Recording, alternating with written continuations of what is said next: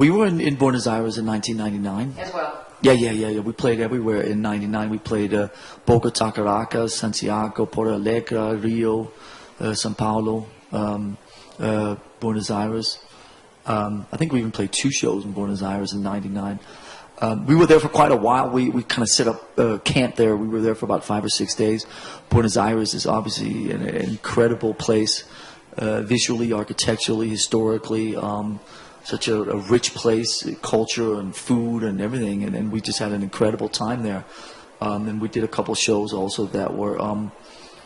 The problem with playing in Latin America is that all the shows are really, really good because the response by the fans is so sincere and heartfelt and reaches levels of emotional outpouring that you don't see a lot in other parts of the world. So it's always very special.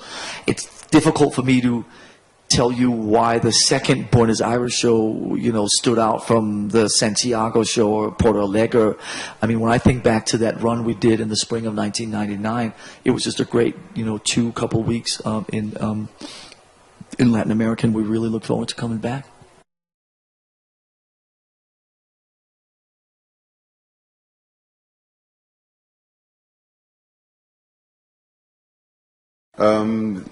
They actually go on holiday down there, maybe every other year, and they seem to love it. They spend time there.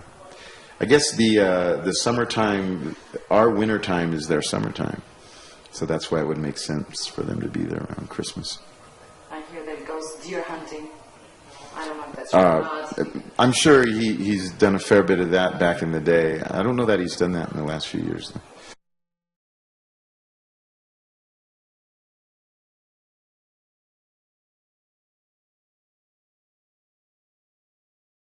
Yes, we have. We have played tennis together, and yes, we are really friends. And we spent a lot of time together in Paris and in California. He came and visited my house. He had a sleepover. Guillermo Vilas had a sleepover at my house. There you go.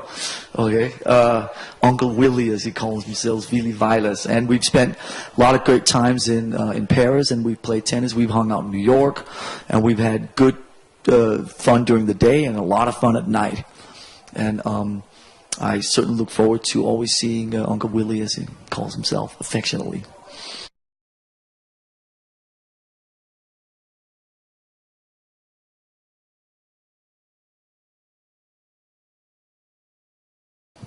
I think, were we busy elsewhere? No.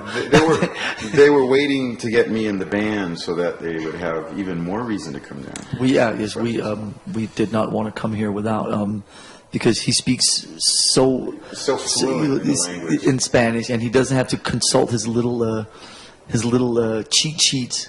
There you go. Well, I think we've made, a couple of records. I think a lot of things have happened in the last 10 years. Mostly, I think we've had 39 children between the 4 of us.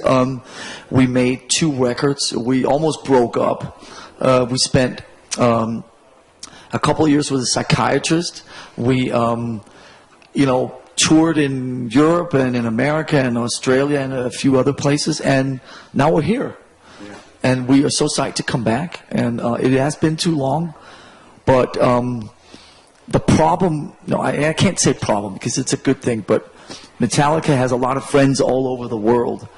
And so it sometimes takes a little while to come back to see our friends in one particular country, but we're on our way. That's the good news. Here we are, incoming.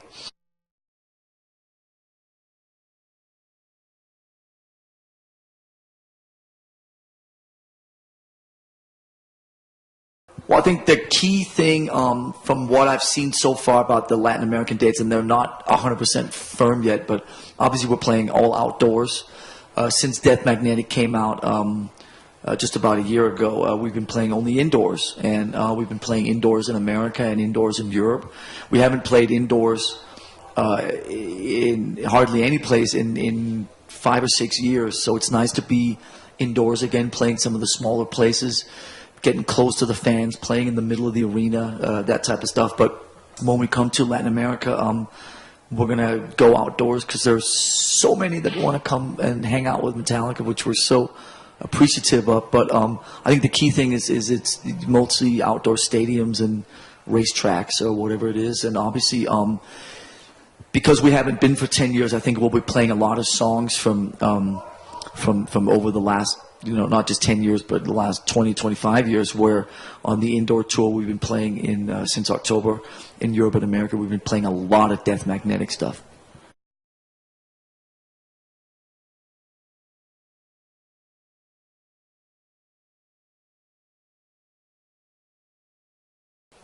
Now it's your turn. Okay, you sit and hold that thing. Well, I mean, it just seemed that the intensity level was just going to be next level.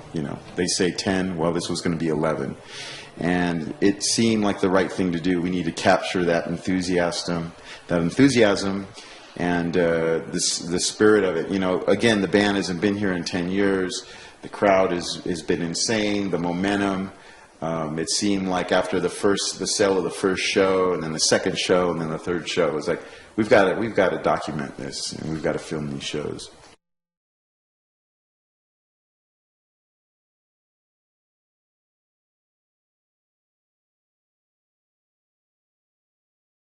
Maybe. I mean, I don't know. I think that as a rhythm section, we're blending very well. I think that there's definitely a connection to the Latin audience. For me at least, I feel the magic and I feel the love from them. That's one of the things about these shows is, the people chanting my last name. It's like wow, cool. So, to me, it's all very special and it's very intense. I went to the pyramids the other day with James, and that was magical as well, just to get a perspective on the history. And and then we watched Apocalypto to cap it off. It was great fun. And now they're going to go back to the hotel and listen to some Sepultura. Exactly, for Brazil.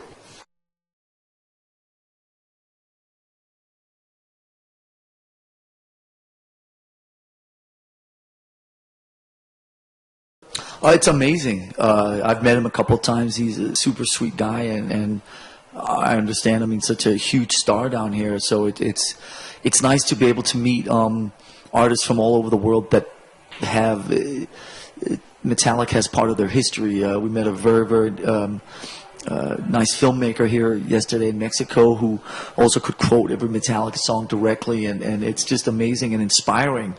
Because I think all artists, it's a circle of inspiration, and we give so much to each other. So it's obviously awesome that that we can come to places where our music has had that kind of influence, and also meet the people directly. The people that are well known, but also just meet the fans. And I was just over at the Frida Museum for the last couple hours and met a lot of kids over there in Metallica shirts, and so it's amazing that that how far and wide the love stretches.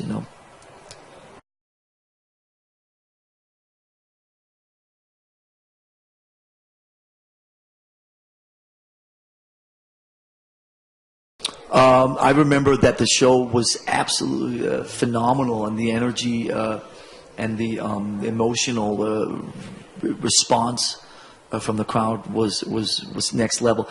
Unfortunately, that show is now going to actually end up being the second most memorable show in Colombia, because when we come in next year, that will actually be the number one. So we're going to have to push that one back. I'm sorry, relegate it to number 2.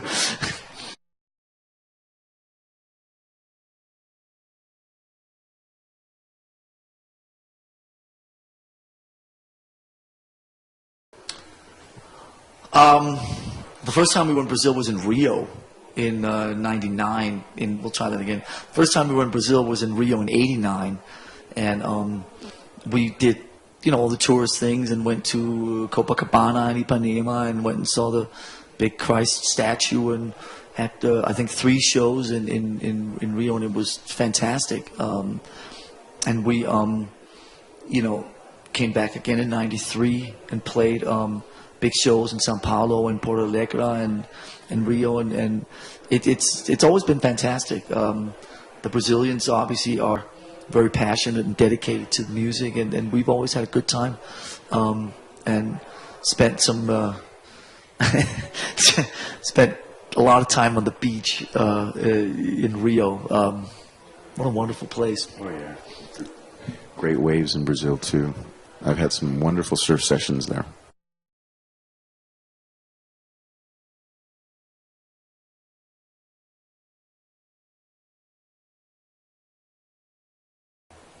Well, I mean, I think that'd be wonderful, you know. I mean, right now it seems like, you know, getting through the death magnetic phase of our lives, which has been really fun and incredible. And then also, you know, with our families, you know, like Lars said, we have a lot of children in the mix now, which is wonderful too. It's finding the time to do wonderful projects like this. And, you know, maybe someday, you know, there's a lot of things on the radar. When we get through all this, we'll check it out, right? Absolutely. Okay. It's just around the corner. It is, and that is a great idea, but